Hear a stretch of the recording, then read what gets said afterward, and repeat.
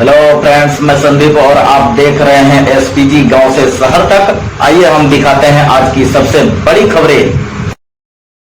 आजादी के बाद भारत देश में पहली बार जाति जनगणना होने जा रही है। ये कोई खैरात या एहसान नहीं है। इस दिन के लिए कई दशकों से सामाजिक न्याय, समाजवाद और संविधान को मानने वाले लोगों ने संघर्ष किया, कुर्बानियां दी, तब जाकर के ये दिन देखने को मिला है। जाति जनगणना यानी राष्ट्र के निर्माण का एक व्यवस्थित कदम। जाति जनगणना यानी केवल जातियों की गिनती नहीं, इस देश का पूरा फुल बॉडी चेकअप, जिसे आप ऐसी जांच कह सकते हैं जिसमें एक एक चीज की जांच हो जाए, किसके पास क्या पहुंचा और किसके पास क्या नहीं पहुंचा। जाति जनगणना जिसका अर्थ यह कतई नहीं है कि केवल जातियों की गिनती होगी। इसका अर्थ यह है कि संसाधन, सत्ता, अवसर, सम्मान, सब कुछ की गिनती होगी। जाति जनगणना जिसका अर्थ यह कतई नहीं है कि केवल ओबीसी को जोड़ लिया जाएगा, यानी शेड्यूल कास्ट और शेड्यूल ट्राइब की गिनती होती थी, अब उसमें ओबीसी भी शामिल होगा। यह जाति जनगणना का अर्थ नहीं है। जाति जनगणना का अर्थ पूरे देश की गणना, सबकी गणना। मगर यह दिन यूं ही नहीं आया, इसे लाया गया। हजारों साल में जाति व्यवस्था जो इस देश को बुनियादी तौर पर बांट देती है, किसी तथागत बुद्ध ने, किसी आजीवक ने, किसी मक्खल पुत्र गोशाल ने, किसी जैन ने, किसी संत कबीर ने, किसी पलटू दादू भीखा बुल्ले शाह बाबा फरीद ने, किसी संत रविदास ने, ज्ञानदेव, नामदेव, तुकाराम ने, किसी गुरु घासीदास ने हजारों साल से इस व्यवस्था से लड़ाई लड़ी। कोई दक्षिण में नारायण गुरु पैदा हुआ, पेरियार रामास्वामी नायकर पैदा हुआ, कोई बसवन्ना, कोई अयंकाले हुआ जिसने जाति व्यवस्था के खिलाफ लड़ाई लड़ी। तो कोई महाराष्ट्र में छत्रपति शिवाजी, छत्रपति शाहू जी, महात्मा ज्योतिबा फूले, सावित्रीबाई फूले हुआ। कोई उत्तर भारत में त्रिवेणी संघ बनकर आया, डॉक्टर राम मनोहर लोहिया के रूप में आया, समाजवादियों के आंदोलन के रूप में आया, बाबा साहब डॉक्टर भीमराव अंबेडकर के रूप में इस लड़ाई को आगे बढ़ाया गया। एक रिले मशाल की तरह हजारों साल ये लड़ाई क्रांति की ज्योति के साथ जलती आगे ट्रांसफर होती चली गई। जो नायक जाति व्यवस्था को खत्म करके मनुष्य को मनुष्य के बराबर मानने का मानववादी विचार रखता था, वो इस मशाल को आगे बढ़ाता चला गया। कोई त्रिवेणी संघ, अर्जक संघ, कोई कर्पूरी ठाकुर, कोई जगदेव बाबू, तो कोई महामना रामस्वरूप वर्मा, चंद्रिका प्रसाद जिज्ञासु, पेरिया ललई सिंह यादव ने आगे बढ़ाया। कभी मान्यवर कांशी राम ने आगे बढ़ाया, तो कभी मरहूम नेताजी मुलायम सिंह यादव ने, मरहूम शरद यादव ने, दक्षिण भारत के करुणानिधि ने, रामविलास पासवान ने, नीतीश कुमार ने, लालू प्रसाद यादव ने, तो कभी उस मशाल को मुकाम तक पहुंचाने में किसी राहुल गांधी, अखिलेश यादव और तेजस्वी की भूमिका रही। तो इस सबके समानांतर अनगिनत संगठनों ने, सामाजिक कार्यकर्ताओं ने, बाम सेव जैसे संगठनों ने, जनहित अभियान जैसे संगठनों ने, बुद्धिजीवियों ने, प्रोफेसरों ने, छात्रों ने, लेखकों ने, संपादकों ने सड़क से लेकर सदन तक इस लड़ाई को मजबूत किया। मैं सिलसिलेवार थोड़ी सी यात्रा आपके सामने साझा करना चाहता हूं। इतिहास के पन्नों में ले जाकर बहुत पीछे नहीं, केवल 150 साल पहले महाराष्ट्र की जमीन से ज्योतिबा फूले के रूप में अगर हम इस बात को आगे बढ़ाएं, तो उनको जो विरासत मिली वो छत्रपति शाहू जी महाराज से मिली। कोल्हापुर के राजा छत्रपति शाहू जी महाराज, जो शिवाजी के वंशज, 16 जुलाई 1901 को अपने शासन के सरकारी नौकरियों में गैर ब्राह्मण वर्ग के लिए 50% आरक्षण का प्रावधान किया। 26 जुलाई 1902 तक व्यवस्थित तौर पर यह आरक्षण लागू हुआ। छत्रपति शाहू जी महाराज पहले वो व्यक्ति थे जिन्होंने इस भारत में व्यवस्थित तौर पर जाति जनगणना करा के आरक्षण भी लागू कर दिया। वैसे तो जनगणना 1861 में शुरू होती है अंग्रेजों के द्वारा और 1881 से लेकर के लगातार 1931 तक जाति जनगणना होती रहती है। मगर छत्रपति शाहू जी महाराज उस विरासत को याद करने के लिए पहली कड़ी हैं जिन्होंने यह देखा कि उनके दरबार में 71 उच्च पदों में से 60 ब्राह्मण और 11 ब्राह्मणेतर जातियां थीं। इसी तरह उनके निजी सेवा में 52 में से 45 ब्राह्मण अधिकारी व सिर्फ 7 ब्राह्मणेतर पदाधिकारी थे। यह देखते हुए दरबार में पदों पर समाज के सभी तबकों को प्रतिनिधित्व मुकम्मल करने के लिए उन्होंने अपने दरबार में 50% आरक्षण गैर सवर्णों के लिए लागू कर दिया। छत्रपति शाहू जी महाराज को याद करना जाति जनगणना की लड़ाई का बुनियाद को याद करना है। और याद रहे, शाहू जी के आरक्षण के फैसले का विरोध करने वाले उस जमाने के प्रमुख लोगों के नाम हैं बाल गंगाधर तिलक, रघुनाथ व्यंकाजी सबनवीस, गोपाल कृष्ण गोखले, एस.एम. परांजपे, नरहरि चिंतामणि केलकर, दादा साहब खापर्डे, गणपत राव अभ्यंकर और महादेव गोविंद रानाडे। कुछ लोग अपनी जातियां बचाते रहे, लेकिन न्याय के योद्धा सामाजिक न्याय की लड़ाई को आगे बढ़ाते रहे। छत्रपति शाहू जी महाराज ने न्याय की मशाल चलाई। ज्योतिबा फूले की गुलामगिरी और सत्यशोधक समाज से वो आगे बढ़ती है और आगे बढ़ करके वो त्रिवेणी संघ 1933 में गठित होता है। शाहाबाद जिले का वो 3 अहिर कुर्मी कोयरी के नेतृत्व में बना ओबीसी का संगठन जो 90% वंचितों की बात करता है। उसी वक्त बाबा साहब डॉक्टर भीमराव अंबेडकर 1936 के आसपास तक पहुंचकर एनिहिलेशन ऑफ कास्ट यानी जाति के विनाश का सपना देख रहे थे। त्रिवेणी संघ से वो शाखा आगे बढ़कर के ओबीसी, एससी, एसटी, माइनॉरिटी के लोगों की एक एकजुटता के साथ जंगे आजादी के समानांतर एक हिस्सेदारी की लड़ाई में तब्दील हो रही थी। बैकवर्ड क्लासेस लीग की स्थापना करने में कोई शिवदयाल सिंह चौरसिया तो कोई चंद्रिका प्रसाद जिज्ञासु उत्तर भारत में पिछड़ों को गोलबंद कर रहे थे, कोई आरएल चंदापुरी से लेकर के कोई बाबा साहब अंबेडकर और पेरियार को उत्तर भारत बुला करके इस ओबीसी, एससी, एसटी की एकता को आगे बढ़ा रहे थे। उस जमाने में फिर त्रिवेणी संघ से अर्जक संघ तक वो शाखा आगे बढ़ती है। महामनाराम स्वरूप वर्मा से लेकर के अमर शहीद जगदेव बाबू तक वो विरासत जब आगे बढ़ती है तो उत्तर भारत में सामाजिक न्याय की धारा मुकम्मल रूप से बाबा साहब डॉक्टर भीमराव अंबेडकर के सपने के साथ मजबूत होती चली जाती है। एक तरफ बाबा साहब की अगुवाई में भारत का संविधान बनना शुरू हो गया तो उसी वक्त दूसरी तरफ समाजवादियों, सोशलिस्टों, दक्षिण भारत में ईवी रामास्वामी नायकर, पेरियार के आंदोलनों से पिछड़ों की राजनीतिक गोलबंदी मजबूत होती चली गई। बैकवर्ड क्लासेस लीग और पेरियार को अगर आप जोड़ेंगे नहीं तो आप इस पिछड़ों की लड़ाई को नहीं जोड़ पाएंगे।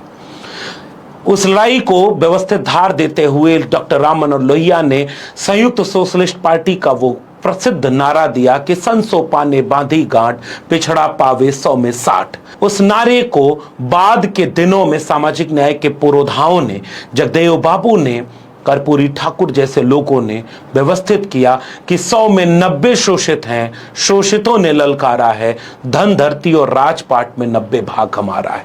1950 में बाबा साहब का संविधान लागू हो गया। 1951 में इस देश ने यह फैसला लिया कि चूंकि हम जातिवाद को खत्म करना चाहते हैं इसलिए गिनती नहीं करेंगे जातियों की। मगर ये देश भूल गया कि उस समय सांप्रदायिकता की आग में जल रहा था लेकिन धर्म गिन रहा था। वो भाषा के नाम पर राज्यों में बंटवारा देख रहा था मगर वो भाषा गिन रहा था। वो सब कुछ गिन रहा था मगर जातियां नहीं गिनी। अनुच्छेद 340 के मुताबिक जब पहला ओबीसी कमीशन बनता है जिसका नाम काका कालेलकर कमीशन होता है, उस काका कालेलकर कमीशन ने भी रिकमेंडेशन की कि आप 1931 की जनगणना के मुताबिक ओबीसी यानी पिछड़े वर्गों की न पहचान कर सकते हैं न उनको हिस्सा दिला सकते हैं, इसलिए तत्काल जाति जनगणना होनी चाहिए। 1960 तक जाते जाते पूरे देश में सोशलिस्ट मूवमेंट मजबूत होता चला गया। कोई बिहार में कर्पूरी ठाकुर नाई समाज का बेटा ओबीसी आरक्षण लागू करना शुरू कर दिया और 1970-77 तक आते आते कोई राम नरेश यादव उत्तर प्रदेश में 14% ओबीसी को आरक्षण देने लगा। दूसरा पिछड़ा वर्ग आयोग उसी वक्त बना जिसका नाम था मंडल कमीशन। 1980 में उसकी रिपोर्ट आ गई जिसने यह संस्तुति कि बिना जाति जनगणना के इस देश में सबको सबके हिस्से का हक नहीं दिया जा सकता, इसलिए तत्काल जाति जनगणना हो।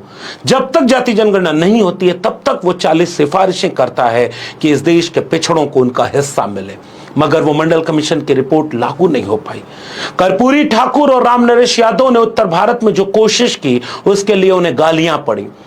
MA BA पास करेंगे, कर्पूरिया को बांस करेंगे से लेकर के आरक्षण कहां से आई, कर्पूरिया के मां, और उसके बाद बहुत गंदी गाली दी गई।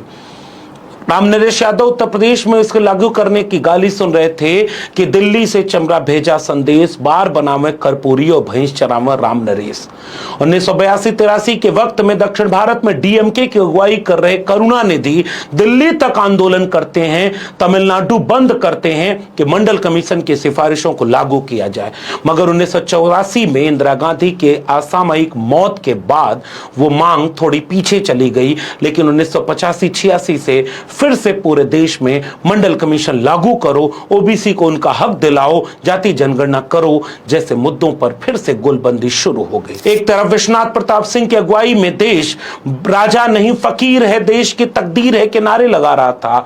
एक तरफ समाजवादियों का कुनबा मजबूत हो रहा था, जनता दल बिखराव के साथ भी मुद्दों पर मजबूत होता जा रहा था, तो कोई मान्यवर कांशीराम बाम से पर DS4 की लड़ाई को आगे बढ़ाकर बहुजन समाज पार्टी के रूप में उसे मजबूत करते हुए मंडल कमीशन लागू करो वरना कुर्सी खाली करो के नारों तक पहुंचते जाते दिख रहे थे।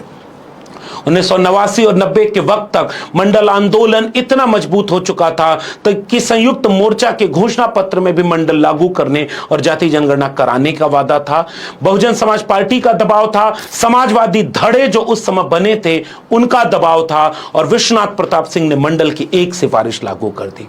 बाबा साहब डॉक्टर अंबेडकर के संविधान लागू होने के बाद यह दूसरा दिन था जिसने आजाद भारत का कायाकल्प कर दिया। उसके बाद मंडल की एक सिफारिश लागू हुई, पूरे देश में आग लगा दी गई। आग लगाने वाले ये कहते रहे कि आरक्षण देश को बर्बाद कर देगा, देश जातियों में बढ़ जाएगा, मगर वो उन आंकड़ों को कभी नहीं सार्वजनिक होते देख रहे थे जिन आंकड़ों में इस देश की 90% आबादी देश चलाने में कहीं नहीं थी। 1992-93 के आसपास जब भारत की आबादी 83.9 करोड़ थी तो सरकारी नौकरियों की संख्या 1.95 करोड़ थी, यानी हर 43 आदमी में से एक व्यक्ति सरकारी नौकरी करता था। इसे बढ़ाने की बजाय सरकारें घटाती चली गईं। 2017 में भारत की आबादी 130 करोड़ और सरकारी नौकरियों में 1.76 करोड़ ही रह गए, और जिनमें से 90% बहुजनों का हिस्सा 10% तक नहीं हो पाया। जब यह अदालत में चला गया मामला तो रामविलास पासवान जंतर मंतर पर आंदोलन करने बैठ गए कि मंडल कमीशन को लागू होना चाहिए, तो दूसरी तरफ शरद यादव मंडल रथ लेकर निकल गए। जो लोग मंडल के विरोध में कमंडल लेकर निकले थे, सड़कों पर आगजनी कर रहे थे, मीडिया में बैठकर जहर बो रहे थे और सरकार को अस्थिर करके गिरा रहे थे कि वो OBC को उनका हक दे रही है, वो आज जाति जनगणना के क्रेडिट लेना चाहते हैं।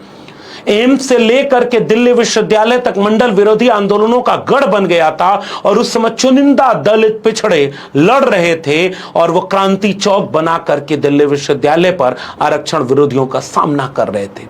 यह दिन उन सब की कुर्बानियों से आया है। उस दिन में कोई मुलायम सिंह यादव, कोई लालू यादव, कोई शरद यादव, कोई रामविलास पासवान, कोई नीतीश कुमार खड़े होकर के करुणानिधि के साथ उस मंडल कमीशन और जाति जनगणना की लड़ाई को आगे बढ़ा रहे थे।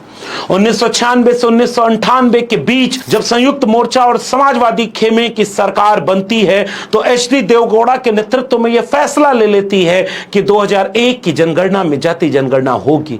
लेकिन जैसे ही 1999 में अटल बिहारी वाजपेयी की सरकार बनती है, वो 2001 में जाति जनगणना के फैसले को रद्द कर देती है।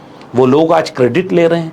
वक्त बदलता है, इतिहास करवट लेता चला गया। जाति जनगणना की मांग सड़क तक चलती चली गई कि जब तक आप एक्सरे नहीं करोगे तब तक कैसे सबको न्याय और हिस्सा मिलेगा। 2010 तक आते आते ये एक अखिल भारतीय आंदोलन का स्वरूप लेने लगा था। पुराने लोगों के संघर्षों को नए लोग आगे बढ़ाने लगे थे। दिल्ली के कॉन्स्टिट्यूशन क्लब में अब जाति जनगणना पर कोई जनहित अभियान के राजनारायण से लेकर के तमाम सोशलिस्ट मूवमेंट के लोग आंदोलन करने लगे थे। दिल्ली की सड़कों पर जो आवाज थी वो 2010 तक दिल्ली के सदन में गूंजने लगी थी। 2010 के इन भाषणों को गौर से सुनिएगा। हुकुमदेव नारायण यादव से लेकर गोपीनाथ मुंडे, नीतीश कुमार से लेकर के लालू प्रसाद यादव, मुलायम सिंह यादव से लेकर के शरद यादव, सब एक राय होकर के जाति जनगणना 2011 में कराने के लिए समर्पित थे। और 27 वर्ष से पिछड़ी जाति के लोगों को आरक्षण मिला हुआ है। सरकार जो है, कोई सरकार रही हो, इस सरकार से भी प्रधानमंत्री से लेकर सब लोगों को मैंने पत्र लिख करके कहा कि एजुकेशन इंस्टीट्यूशंस में, आपके बैंक में, पब्लिक सेक्टर में, सारे देश में जितनी भी सरकारी नौकरियां हैं उनमें कहीं एलाइड सर्विस को छोड़कर के कहीं जो रिजर्वेशन है उसका इतना बैकलॉग है, उसके किस्से और उसकी कहानी नहीं कही जा सकती। एक अमेरिका है जहां अफर्मेटिव एक्शन हुआ है 0.5% भी कम नहीं है। एक हम लोग हैं कि सरकार को इस बैकलॉग को पूरा करना चाहिए, जो सबसे बड़ी ड्यूटी है, सबसे बड़ा आपका फर्ज है। ये काम जो है वो किसी तरह से अभी 150 नौजवान बच्चे अभी एलाइड सर्विस में पास हुए, इंटरव्यू हुआ, एग्जाम हुआ, और वहां बैठे हुए लोग जो है एक भी वीकर सेक्शन का आदमी नहीं होता, चाहे शेड्यूल्ड कास्ट हो, चाहे शेड्यूल्ड ट्राइब हो, और चाहे बैकवर्ड क्लास का आदमी हो, सब मुट्ठी भर लोगों के बीच में वहां होते हैं। 150 बच्चों को फिर दे दिया कि जाकर के इनकी आमदनी पता लगाओ। वो कोर्ट में गए, सरकार के मंत्री से मैंने कहा, यानी मैं निवेदन ये करना चाहता हूं कि ये जो एक तरह से कदम ताल जो की जाती है, देश भर में ऐसा मैसेज दिया जाता है कि बहुत मुश्किल काम हो रहा है। हिंदुस्तान की 80% आबादी है, लेकिन इस 80% आबादी का अभी जवाहरलाल नेहरू यूनिवर्सिटी में 27% अर्जुन सिंह, जो आपकी यूपीए की सरकार थी, उसने रिजर्वेशन दिया एजुकेशन में। पैसा भी चला गया भारत सरकार से, बड़े पैमाने पर सरकार ने वहां पैसा दिया कि 27% पूरा करने के लिए आपको और पैसा दिया जाता है। सीटें कम की जा रही हैं, यानी 100 की जगह 5, 3, 2, यानी वीकर सेक्शन के लोग जो आ जाते थे। आधार पर गरीबी है, वो पिछड़े हैं जो गांवों में रहते, जिनको पीने का पानी नहीं, जिनको सड़क नहीं, बिजली देखा नहीं, जिनको तन पर पहनने के लिए वस्त्र भी नहीं है, ये लोग पिछड़े हुए। अब 63 साल के आजादी के बाद भी आप उनको न्याय नहीं देना चाहते। जनगणना में ओबीसी का जनगणना में नहीं करना, ओबीसी को जस्टिस, सोशल जस्टिस न करना। इस देश में 1931 में जात के आधार पर जनगणना हुई थी, कास्ट सेंसस हुआ था।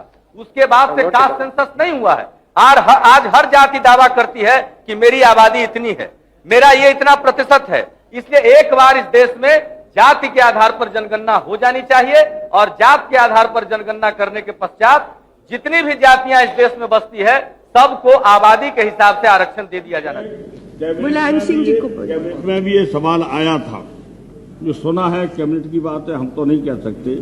कैबिनेट में भी ये सही है कि कुछ लोगों को एतराज था, लेकिन मेजॉरिटी ने ये स्वीकार किया कि जातवार जनगणना होना चाहिए। और जब आरक्षण हुआ है तो जातवार हुआ है, तो दिक्कत क्या है? प्रधानमंत्री ने भी आश्वासन दिया है, और प्रधानमंत्री जी ने यहाँ पर सदन के अंदर आश्वासन दे दिया कि हम इस पर इसी तरह से करेंगे। और उसके बाद मिलकर के भी हमने नेता सदन से भी प्रार्थना की थी, नेता सदन भी सहमत हो गए थे। फिर वजह क्या हो गई बीच में, ये मैं नहीं जानना चाहता हूं कि जब नेता सदन प्रधानमंत्री जी कोई बात कह दें तो मैं पूछना चाहता हूं कि इस पार्टी में किसी का विरोध नहीं हो सकता प्रधानमंत्री जी का और नेता सदन का? तो ये कहाँ मामला अटका हुआ है और क्यों अटका हुआ है, ये हम सदन के अंदर ही नेता सदन से जानना चाहते हैं। ये लड़ाई राजपाट की है। हमारा राजपाट मुट्ठी भर लोगों ने हजारों साल से छीना हुआ है, ये राजपाट हमें वापस लेना है। तो ये राजपाट की लड़ाई है, ये हमें किसी की मेहरबानी से नहीं लेना है, किसी को अपील करने से नहीं मिलेगा, ये हमें अपनी शक्ति के आधार पर लेना होगा। पूरा सदन, क्या बीजेपी हो, जदयू हो, कांग्रेस पार्टी के लोग, एसपी मुलायम सिंह यादव जी, सारे लोग, कोई रिजर्वेशन नहीं मांग रहे हैं। हम लोग कोई बैकवर्ड फॉरवर्ड की लड़ाई नहीं लड़ रहे हैं यहाँ पर, लेकिन जाति प्रमाण पत्र आप देते हैं लड़कों को, बच्चों को सेवाओं में जाने के लिए। जाति है, रिकॉर्ड्स ऑफ राइट्स में भी है। और जब भी कोई बात सवाल उठता है दबे कुचले पिछड़े वर्गों को, और शेड्यूल कास्ट शेड्यूल ट्राइब का भी जनसंख्या बढ़ा है 31 के बाद, तो हम अंदाज पर काम कर रहे हैं इस देश में। मुझे मालूम है, मुझे बताया गया है कि मौजूदा होम मिनिस्टर ने लिखा था, संक्षेप में कीजिए ना, होम डिपार्टमेंट को, मंत्री को, कि जाति आधार पर कराइए सेंसस, लेकिन किस कारण से इनको चिट्ठी वापस लेना पड़ा। इसलिए हमारे दल का, हमारी पुरजोर मांग है कि आप पूरे देश में जातियों का जनगणना जाति आधार पर कराइए। अंडर ब्रैकेट कास्ट आप लिखिए। कास्ट तो है, रिकॉर्ड्स ऑफ राइट्स में है, सब जगह है, ताकि लोगों को मालूम हो जाए कि हमारी संख्या क्या है।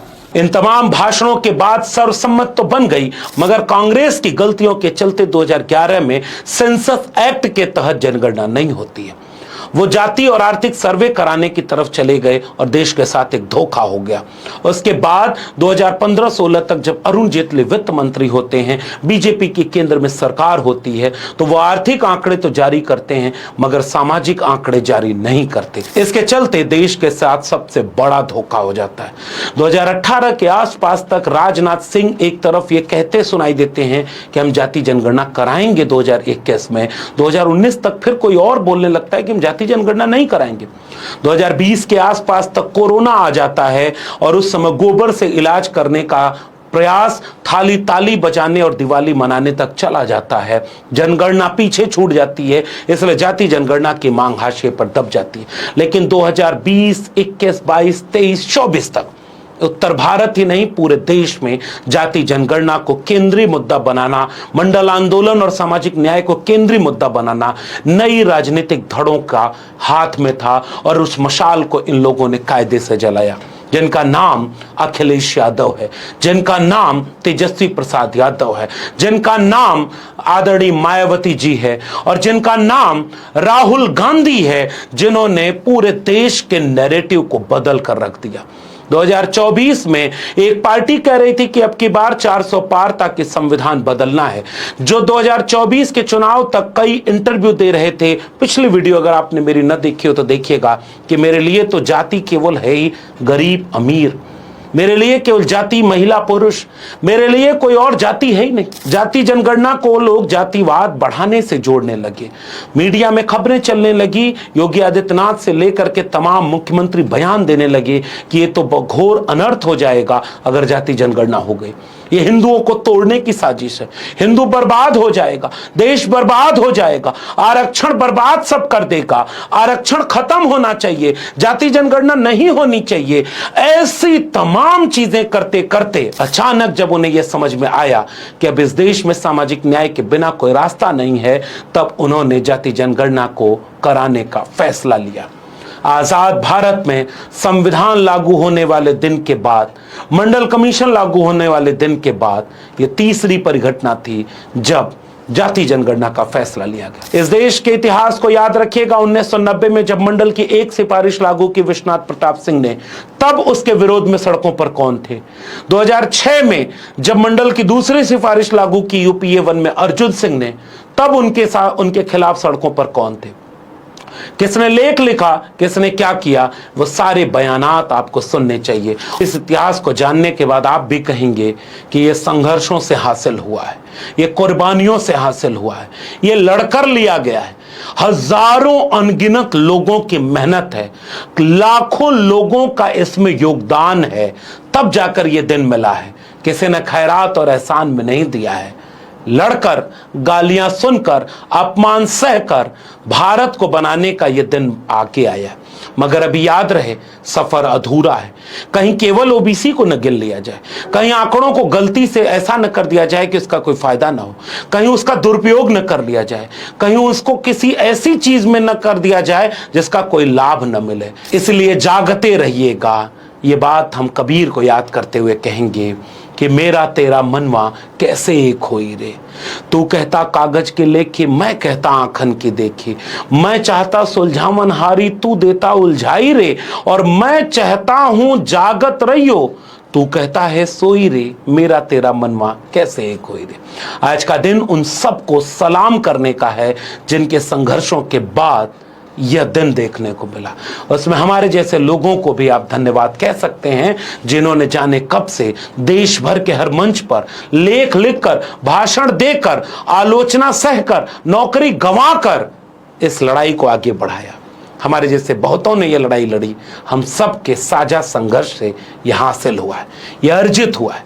खैरात या एहसान नहीं है, यह हक है। और अभी आगाज है, अंजाम तक की लड़ाई जारी रहेगी। अगर आपको ये वीडियो पसंद आई हो तो इसे गांव-गांव तक पहुंचाइए ताकि लोग अपने इतिहास को जानें। चैनल को सब्सक्राइब करना मत भूलिएगा। फिर मिलेंगे इतिहास की कुछ और जरूरी बातों के साथ। तब तक के लिए बहुत बहुत धन्यवाद।